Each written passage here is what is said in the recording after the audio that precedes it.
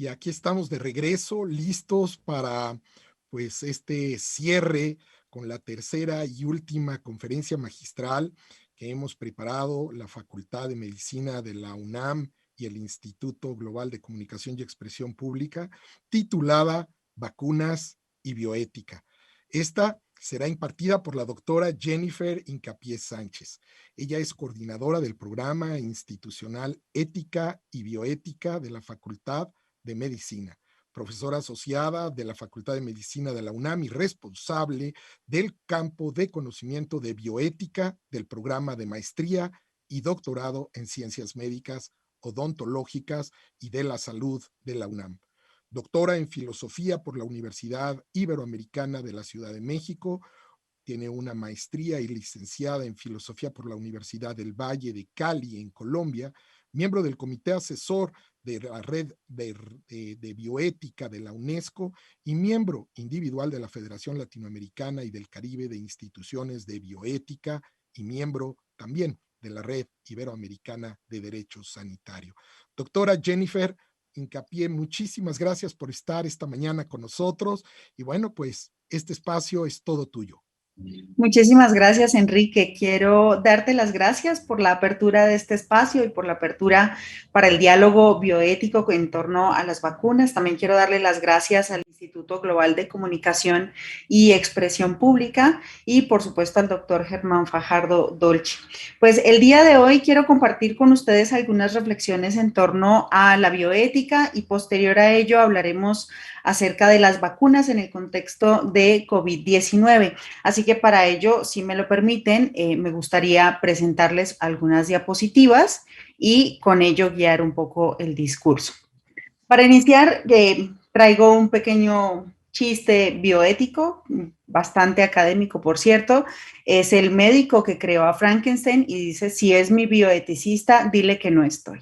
Esto en gran medida porque creo que desde el Instituto Global de Comunicación y Expresión Pública se puede hacer difusión en torno a la bioética como una disciplina, no como una limitante de la investigación científica, y creo que eso es muy relevante, sobre todo en tiempos de incertidumbres como los que estamos viviendo el día de hoy.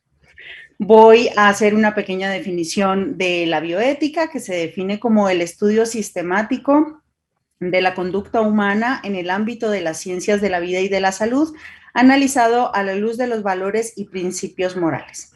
Quiero definirla inicialmente para que podamos comprender por qué la bioética podría llegar a tener un discurso con respecto a las vacunas y de alguna u otra manera también tener una opinión con respecto a la situación de crisis sanitaria que estamos viviendo en la actualidad. La bioética nos propone un espacio de diálogo entre las ciencias de la salud y las ciencias de la vida que en algún punto en la historia habían perdido esta comunicación sin perder de vista la meta final, que era el progreso de la humanidad.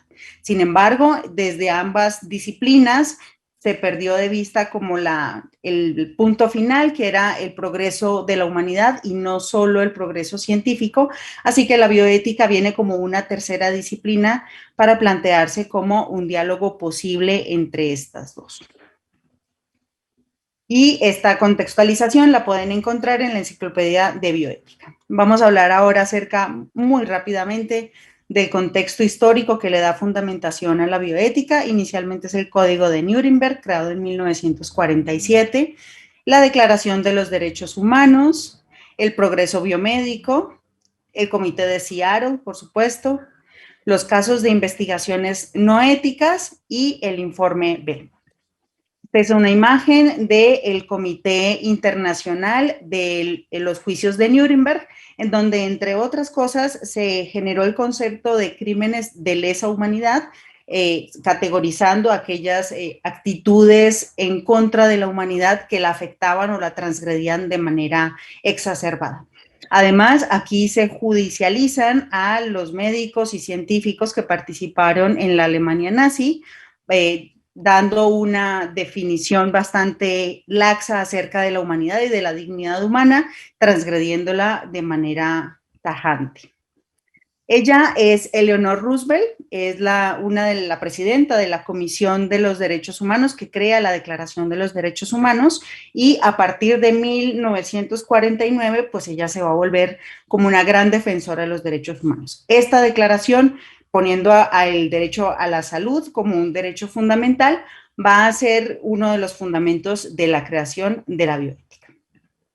El progreso biomédico, que sin duda ha sido como uno de los grandes pilares para la fundamentación de la bioética. Traigo algunos ejemplos bastante, digamos, genéricos que yo creería que todos conocemos: el descubrimiento de la doble hélice del ADN, que le permite al hombre alcanzar en lo más profundo la identidad o su identidad biológica; las técnicas de reanimación que comienzan en 1954, lo que le permite conceptualizar al hombre de alguna manera que tiene este poder de traer o volver a traer a la vida a personas que ya han fallecido. El primer trasplante de riñón en 1955, lo que le permite pensar a la humanidad es en esta posibilidad de autorregenerarse nuevamente. La primera fecundación animal in vitro y posterior a ello la fecundación por FIVET de seres humanos. La experimentación extensa con mujeres en Puerto Rico sobre la anticoncepción, lo que le permitiría al hombre deslindar su sexualidad con respecto a su proceso reproductivo. La aparición del primer trasplante de corazón y, digamos, toda esta construcción del comité ad hoc de la Universidad de Harvard para sentar las bases de lo que hoy conocemos como muerte encefálica, y el nacimiento, como les decía anteriormente, de la primera niña por proceso de fecundación in vitro. Este es el comité de Seattle, que finalmente en el contexto de la bioética genera gran controversia porque son ellos quienes deciden a qué personas se les administra o no el tratamiento de, digamos, de diálisis, lo cual podría generar en gran medida la determinación de quién fallecía y no.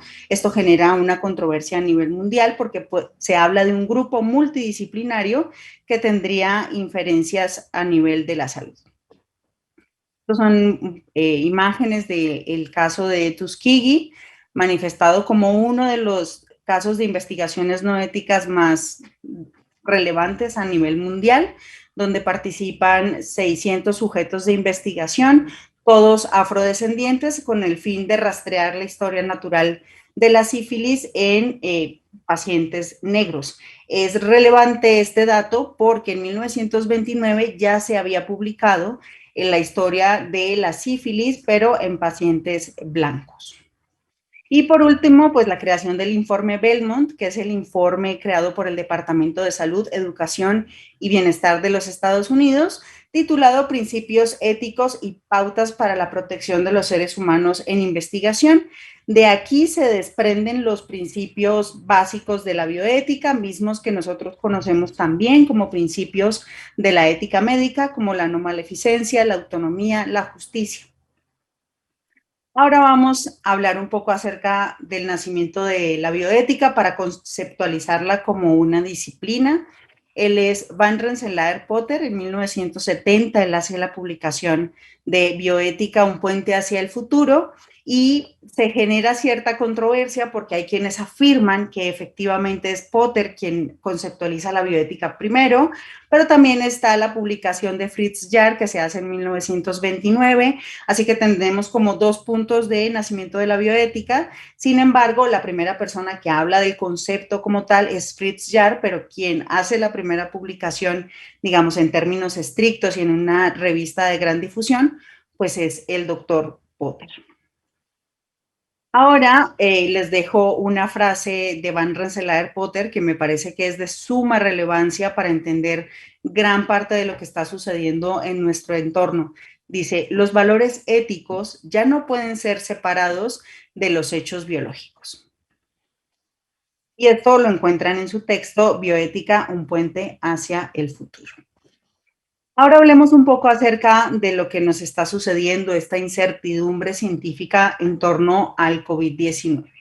Esta es un padecimiento que ha alcanzado proporciones de contagios no vistos en la historia reciente de la humanidad.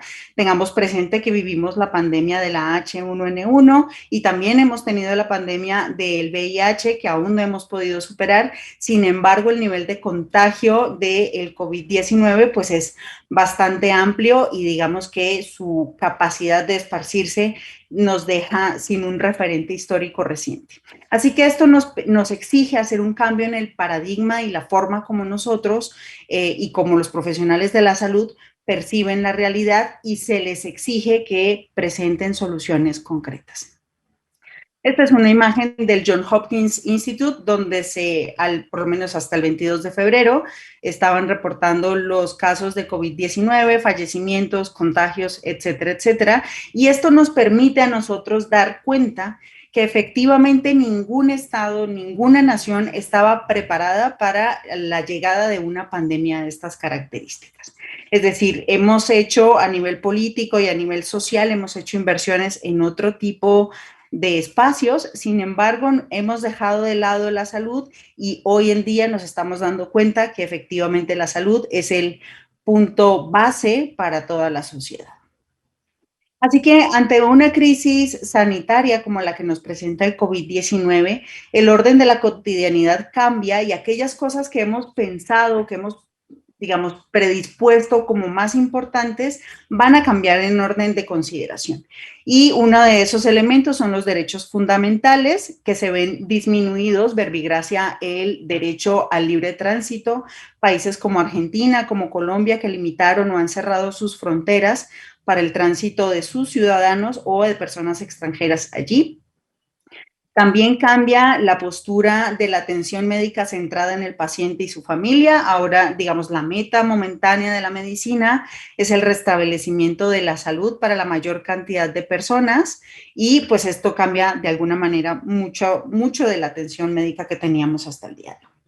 Y los procedimientos de evaluaciones en investigaciones biomédicas encaminadas a la resolución de la pandemia, pues se ven invitadas a ser, digamos, expeditas para poder dar solución a una crisis sanitaria como la que estamos enfrentando.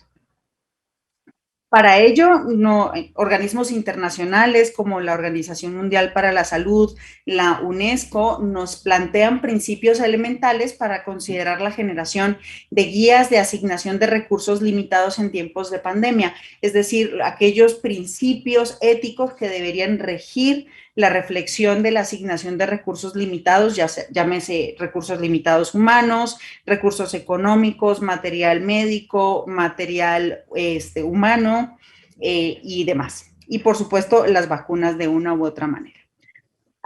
De entrada, lo primero que tendríamos que tener presente y intervendría allí el principio bioético del el utilitarismo, conocido como salvar la mayor cantidad de vidas posibles.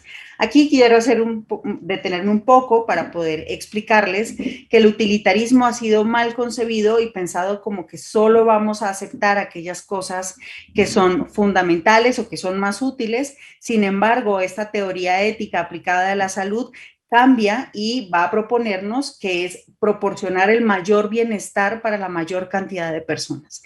Así que tenerlo como esta visión de solo es aceptar aquello que es útil, sería una versión reduccionista de pensar el utilitarismo.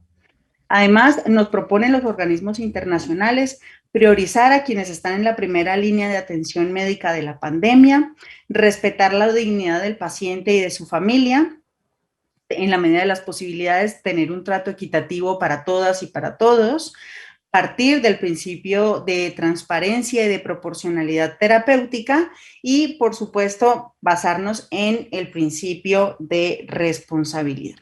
Estos son los principios éticos que deberán regir todas las guías para la asignación de recursos y llámese asignación de recursos, todos los recursos que sean necesarios para la atención de la pandemia de COVID-19.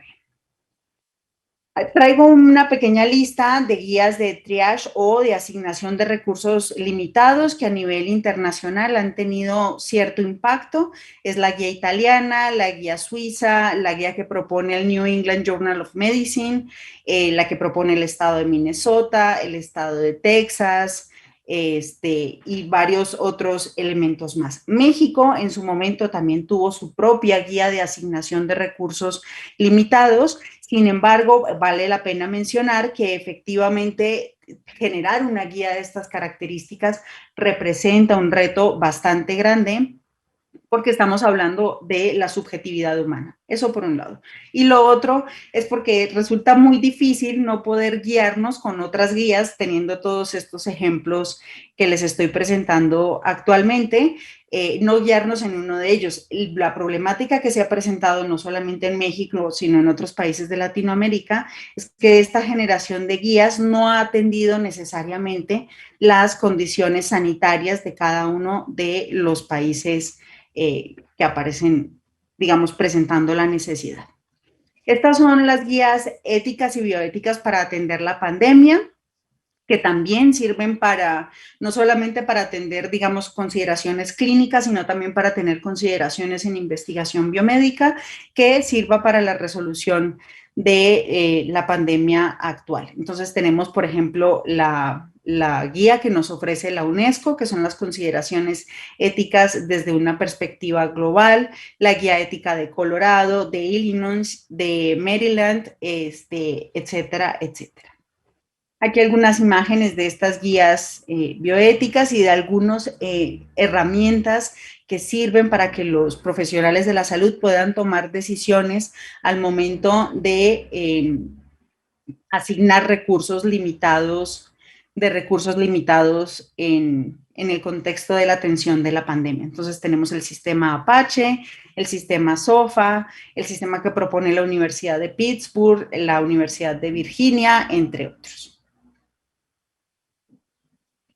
Ahora les invito a que tengamos un poco de reflexión con respecto a la investigación biomédica.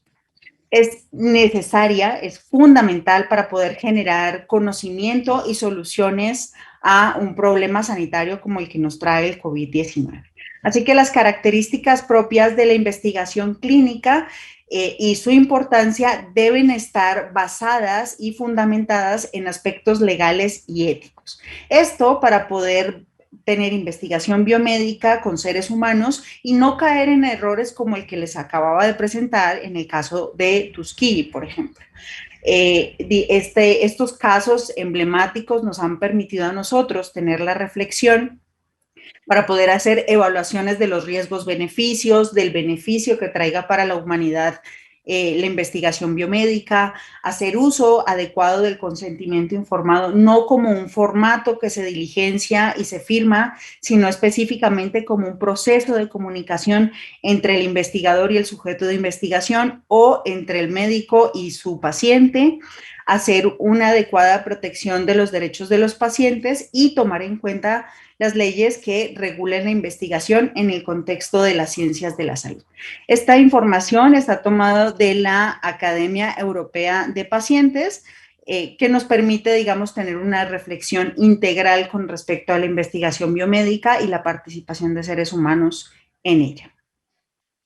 Aquí, recordando un poco y retomando lo que decía Sebastián en su presentación, las aportaciones que ha hecho la Organización Mundial de la Salud, que han sido de suma relevancia para atender o mitigar hasta ahora los efectos del COVID-19. Yo rescato, por lo menos desde el contexto de la bioética, muchas actividades que han tenido ellos, pero creo que el modelo de pautas operativas para la revisión y supervisión de las investigaciones relacionadas con COVID-19 porque de alguna manera le permite a los estados hacer una priorización de los proyectos de investigación en ciencia básica que permitan la resolución de la crisis sanitaria, la preparación y la organización interna de los comités de éticas para que garanticen procesos expeditos en la revisión ética de los proyectos de investigación, pero no necesariamente esto quiere decir que sean procesos laxos, y el seguimiento y monitoreo ético de las investigaciones en la pandemia.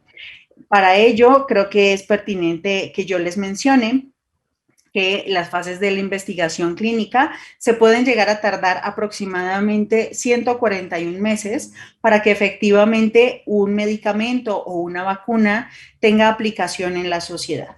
Como estamos ante una crisis sanitaria de emergencia, pues se han habilitado ciertas autorizaciones de emergencia para vacunas e incluso para ciertos medicamentos. Y aquí estoy trayendo la gráfica que nos proporciona la Organización Mundial de la Salud, que nos mencionaba Sebastián hace un par de minutos, del RD Blueprint, que es un ensayo clínico controlado aleatorio internacional para permitir una evaluación expedita, ágil y concurrente sobre aquellos medicamentos que se postulen para hacer vacunas contra el COVID-19. Este ensayo permite recolectar información en tiempo real. Si ustedes se fijan, esta es una tabla de Excel que ellos presentan para el martes 23 de febrero.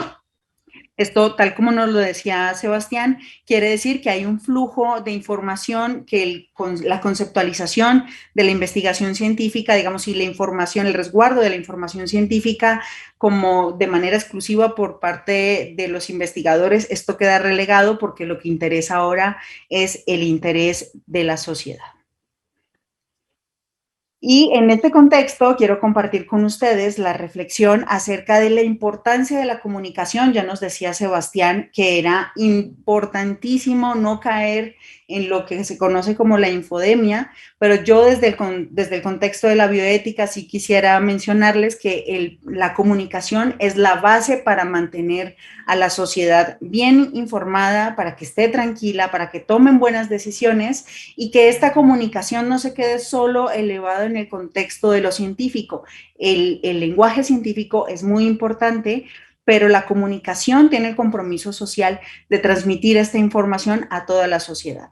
Así que vale la pena tomar en cuenta también a escuchar a la sociedad, saber cuáles son sus inquietudes y poder modificar nuestro discurso para que la sociedad tenga acceso a la información científica, pero que mejor aún puedan comprenderla desde nuestras profesiones. Ahora quisiera traerles algunas consideraciones finales.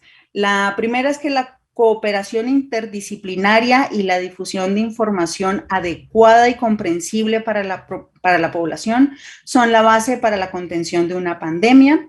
Tener en cuenta que estamos en un momento de incertidumbre científica. Yo estoy completamente de acuerdo con el doctor Sebastián, que hemos hecho grandes avances. Hace un año no teníamos mayor información al respecto. Sin embargo, es importantísimo y es fundamental quedar claros y explicarle a la población que aún no tenemos un tratamiento, no tenemos identificada la historia natural de la enfermedad y por lo mismo no hemos resuelto el problema de la pandemia. Si bien la vacuna nos trae a nosotros una luz al final de camino, nuestro único método actual para poder mitigar la pandemia sigue siendo la prevención, a pesar de estar vacunados por las nuevas cepas, por las reinfecciones, etcétera, etcétera. Entonces, la invitación es para que desde nuestro compromiso como comunicadores transmitamos a la sociedad información clara y comprensible para que sigamos teniendo en cuenta que efectivamente la pandemia no ha terminado aún, que la pandemia persiste y que es nuestro compromiso seguir atentos ante la prevención. Para mí ha sido un verdadero placer compartir con ustedes. Enrique, muchísimas gracias por el espacio. Al Instituto Global de Comunicación y Expresión Pública, doctor Germán Fajardo, muchísimas gracias. A ustedes que me están escuchando, de verdad, mil gracias. Jennifer, pues qué lástima que no se pueden escuchar los aplausos cuando uno está en virtual, pero yo creo que las 3 conferencias del día de hoy fueron pues ovaciones de pie. Las 3 fueron extraordinarias y las agradecemos mucho. Y bueno, si te parece, hay algunas preguntas de nuestros colegas que me gustaría que fuéramos desahogando y como siempre lo que trato es de ir pues seleccionando algunas y sumar las que pues de alguna manera coinciden. ¿Usted qué opina sobre el criterio de vacunación que ha determinado el gobierno de México?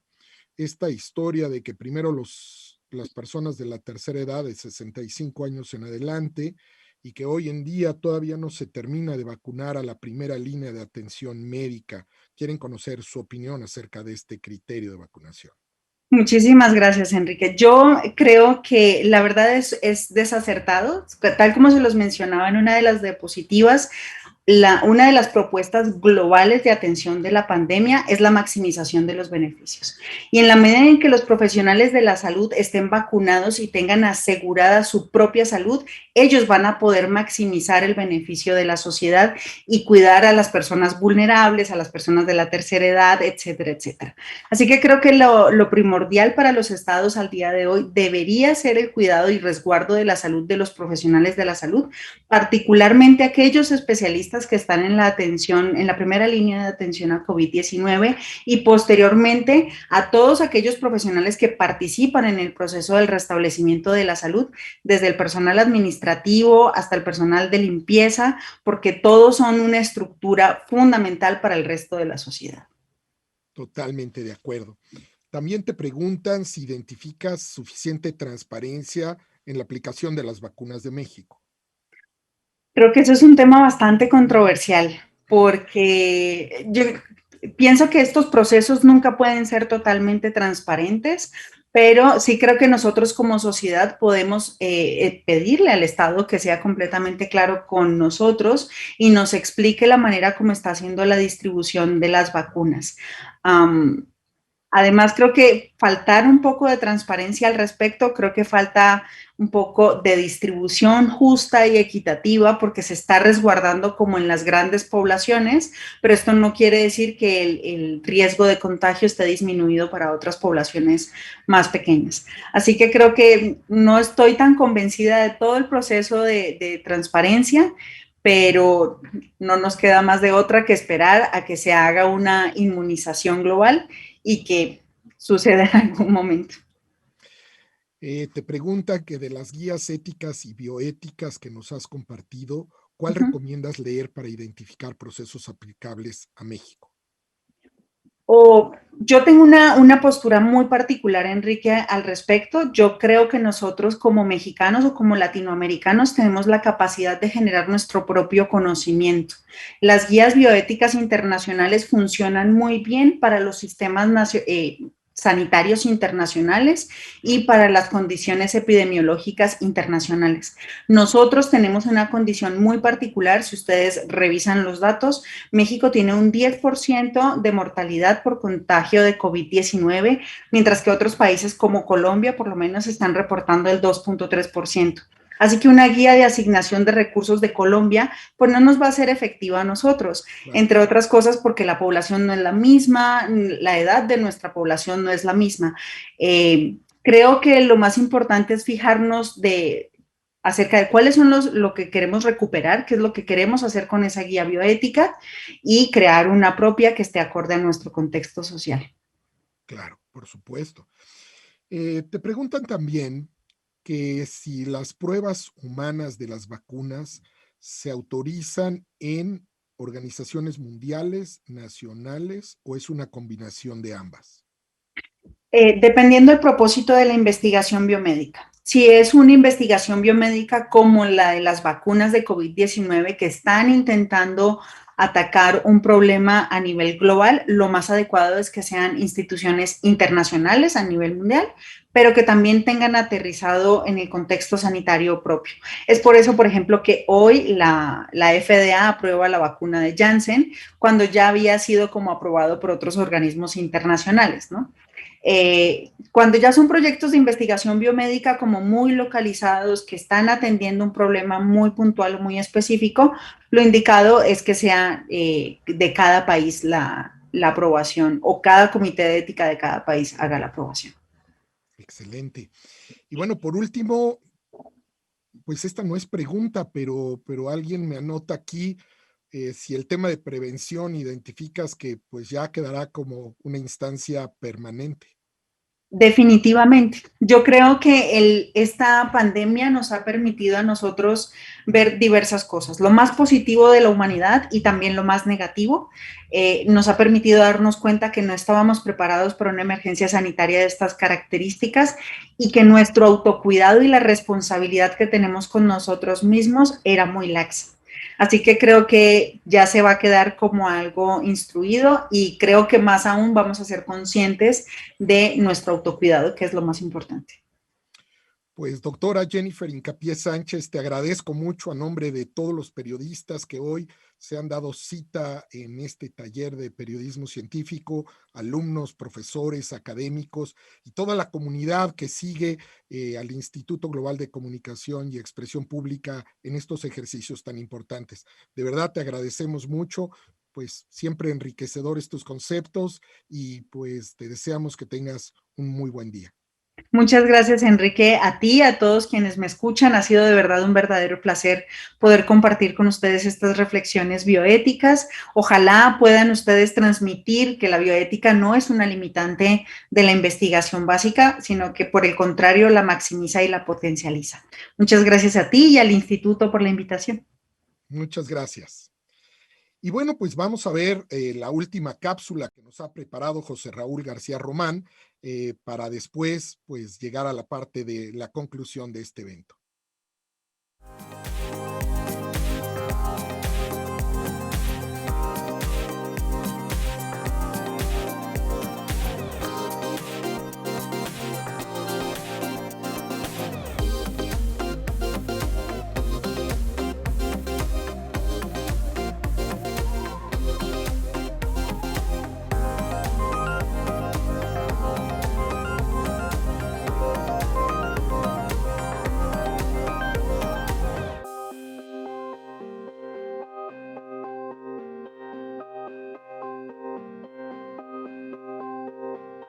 Es una historia larga la del Alzheimer y todo lo que pasa, porque es una enfermedad neurodegenerativa.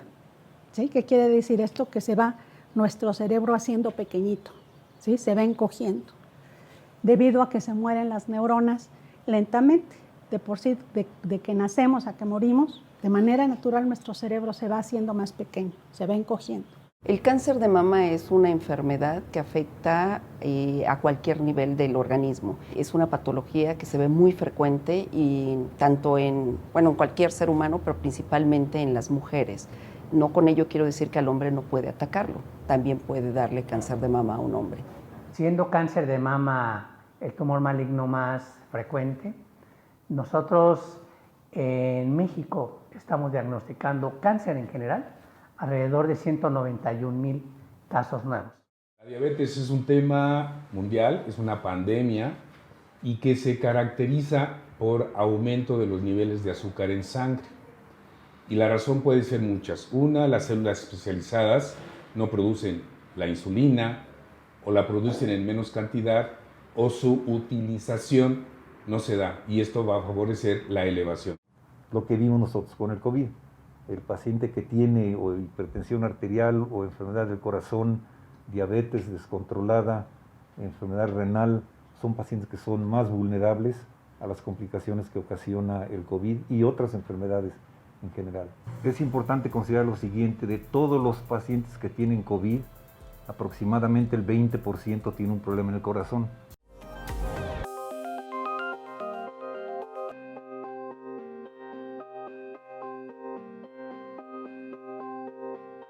Yo empecé a sentir movimiento así raro en el dedo meñique de la mano izquierda y después en el pulgar, pero yo le atribuía a que era mi sistema nervioso. Entonces empecé a consultar a un homeópata y me atendió todo lo habido y por haber y yo seguía levantando mis deditos, ¿no? Después empezó a generar un temblor y yo no quería ver a un neurólogo, mi familia estaba afligida porque yo no quería ver al neurólogo. Fui a ver a un neurólogo que me hizo todas las reacciones que hay que hacer, que mueva los dedos, que abra y cierre la mano, una serie de ejercicios que nos ponen. Y luego ya me dijo, dice, usted tiene Parkinson. La enfermedad de Parkinson es un padecimiento de origen desconocido todavía en la mayor parte de los casos, que se presenta en la tercera edad, en personas mayores de 50 años en general, aunque puede haber pacientes jóvenes que desarrollen la enfermedad y que es una enfermedad neurodegenerativa porque se debe a muerte de neuronas en una región del cerebro que se conoce como sustancia nigra compacta.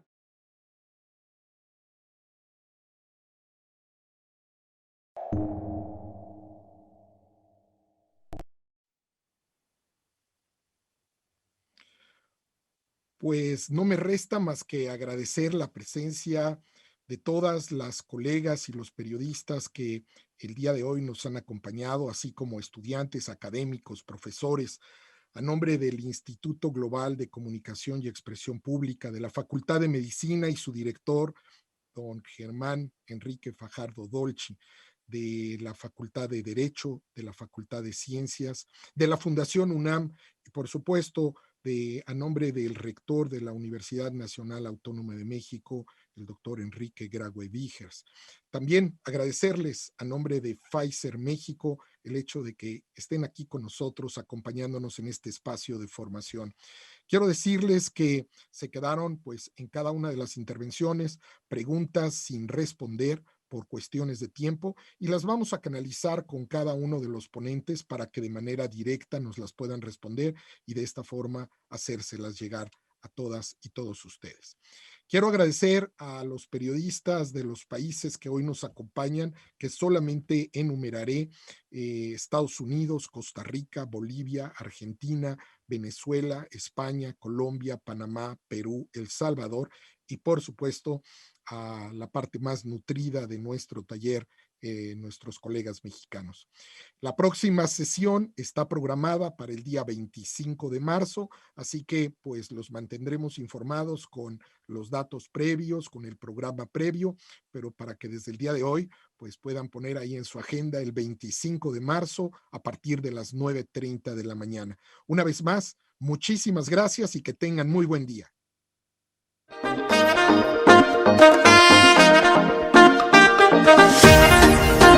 Thank you.